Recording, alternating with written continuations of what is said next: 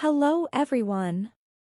This overview will serve as a study guide to episode 5 of Lectio Mark.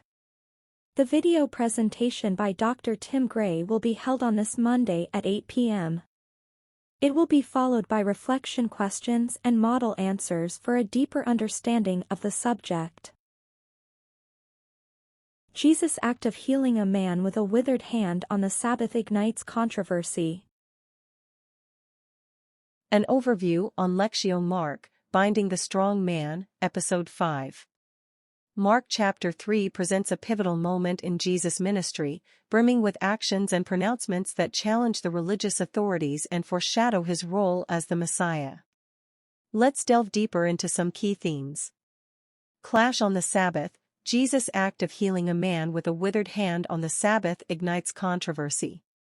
The Pharisees, adhering to a strict interpretation of Sabbath law, saw work of any kind as prohibited. However, Dr. Gray draws on the historical context of the Maccabees, who debated defending themselves on the Sabbath. If the purpose was to preserve life, such actions were deemed acceptable. Jesus, by healing, upholds this life-preserving spirit of the law. Symbolic healing and divided kingdom. Dr. Gray suggests a deeper layer to the healing. The withered hand can be seen as symbolic of the fractured state of Israel, divided into the northern and southern kingdoms. Jesus' healing power represents his attempt to bring unity and restoration to the nation. The 12 disciples and reunited Israel. Following the Sabbath incident, Jesus calls 12 disciples. This number resonates with the 12 tribes of Israel. This deliberate selection signifies not just the choosing of apostles, but the symbolic rebuilding of a unified Israel under Jesus' leadership, foreshadowing his role as their Messiah. Beelzebul and the parable of the strong man. The escalating conflict with the religious leaders reaches a peak when they accuse Jesus of casting out demons by the power of Beelzebul, the devil. Jesus counters this accusation with a logical argument: Satan wouldn't work against his own kingdom. He then delivers the parable of the strong man.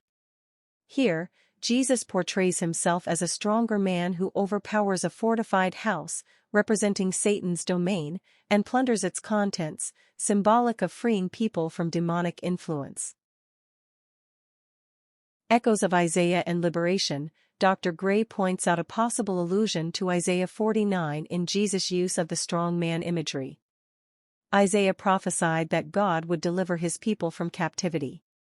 By casting out demons, Jesus demonstrates his power to liberate us from the clutches of sin and the devil, fulfilling this prophetic foreshadowing. Understanding the context, Dr. Gray emphasizes the importance of the Old Testament backdrop in comprehending the richness of Mark's Gospel. By examining these connections, we gain a deeper appreciation for the revolutionary nature of Jesus' ministry and the way it challenged the established religious order. This deeper exploration of Mark 3 highlights the multifaceted message woven into the narrative. It's a story not just about miraculous healings and confrontations, but about the restoration of God's kingdom and the arrival of the prophesied Messiah. Reflection questions. 1. Jesus and the Sabbath. Why do you think Jesus chose to heal on the Sabbath, knowing it would cause controversy? Consider the historical context of the Maccabees' debate about defending themselves on the Sabbath. Was Jesus emphasizing the preservation of life over ritualistic practices? 2. Symbolic healing and divided kingdom.